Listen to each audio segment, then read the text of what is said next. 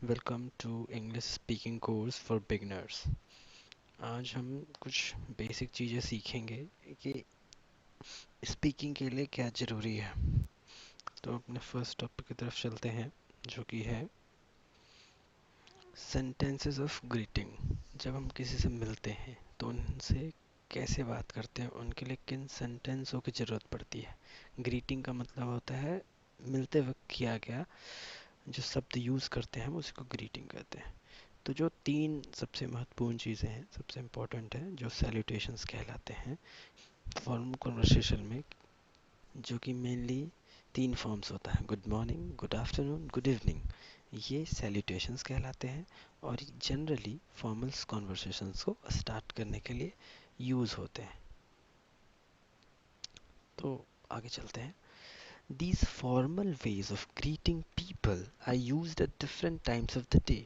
अब ये जो हमने देखा, good morning, good afternoon, good evening, उनका अपना एक टाइम होता है जिस टाइम पे हम यूज़ करते हैं, और वो बदलते रहते हैं समय के अनुसार। तो फर्स्ट है गुड मॉर्निंग। आप जानते हैं गुड मॉर्निंग को हम कब यूज़ करते हैं? सुबह में। तो जनरली इसकी टाइमिंग क्या मानी जाती है? सुबह के 5 बजे से, फ्रॉम 5 AM टू 12 PM, 12 बजे दिन तक। सिमिलरली गुड आफ्टरनून के लिए जस्ट उसके बाद 12 बजे दिन से लेकर के 6 बजे शाम तक। और उसके बाद हम क्या यूज़ करते हैं? Good evening is often used after 6 PM। इसे हम 6 बजे शाम के बाद और तब तक यूज़ करते हैं जब तक कि हम किसी से मिल रहे हों। इसे और क्लियर ढंग से समझने के लिए हम अपने नेक्स्ट स्लाइड पे चलते हैं। Good night. गुड नाइट क्या है? कोई सैल्यूटेशन नहीं है, ये कोई कॉन्वर्सेशन को स्टार्ट करने के लिए नहीं होता। It is use to say good bye. Good night is use to say good bye. So अगर आप किसी से रात में भी मिल रहे हैं, लेकिन आप अगर उससे पहली बार मिल रहे हैं, तो what you will use? You will use good evening. Good evening sir, good evening ma'am.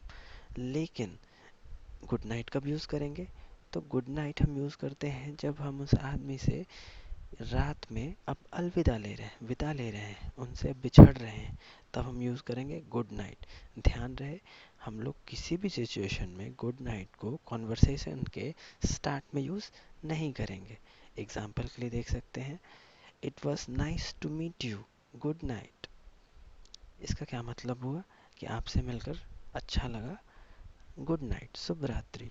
तो इसमें हमने क्या देखा कि ये जो लास्ट सेंटेंस है उसको हमने साथ में उसके गुड नाइट, शुभ रात्रि जोड़ा, इससे सेंटेंस और भी अच्छा हो गया। एक एग्जांपल और देखते हैं। Good night, see you tomorrow. शुभ रात्रि, मैं आपसे कल मिलता हूँ। इसमें भी हमने अपने कॉन्वर्सेशन के लास्ट में यूज किया है गुड नाइट। अब कुछ और भी इम्पोर्टेंट बातें नेक्स्ट स्लाइड के थ्रू। Nice to meet you and please to meet you, ये एक बहुत ही रिस्पेक्टफुल ग्रीटिंग मानी जाती है in modern era. This is one of the respectful greetings. Example you can use replying to someone you meet for the very first time. अगर आप किसी से पहली बार मिलते हैं तो हम ऐसा बोल सकते हैं कि nice to meet you sir, please to meet you sir. Example के फॉर्म में समझेंगे। Good morning, I am Vivek from XYZ company. तो आप क्या कह सकते हैं? Nice to meet you mister Vivek. ये एक बहुत अच्छा तरीका है जब आप किसी से पहली बार मिलते हैं, उन्हें अपने आप को अच्छा इंग्लिश वक्ता बताने का। नेक्स्ट स्लाइड से हम देख सकते हैं, हाउ हैव यू बिन। ये भी एक बहुत अच्छा फ्रेज है। ये क्या है भाई? This is a polite way to ask how are you. ये एक नम्र तरीका है हाउ आर यू को बोलने का। एक्चुअली हम हाउ आर यू की जगह हाउ हैव यू बीन क्यों क्यों यूज़ कर रहे हैं? इसके दो रीजंस हैं। एक, हाउ आर यू से भी ज़्यादा इफ़ेक्टिव है हाउ हैव यू बिन। आप जब how have you bin use करते हैं तो आप ज़्यादा इफ़ेक्टफुली बोलते हैं और आपकी इंप्रेशन ज़्यादा अच्छी बनती है। दूसरी, कि how have you bin specially तब पूछा जाता है जब आप किसी से पहले मिल चुके हो। अगर आप किसी बंदे से पहले आप मिला हैं और आप बहुत दिनों बाद फिर से उससे मिल रहे हैं, अब in that case only you will use how have you been. Unless अगर आप किसी से रैंडमली हाउ आर यू भी बोलते हैं तो भी सही है, बट वो एक जनरलाइज्ड फॉर्म है। But specialized form, how have you been. Sorry. For example, if A asked, "How have you been?" then what B replied, "I have been busy working a lot. How about you?"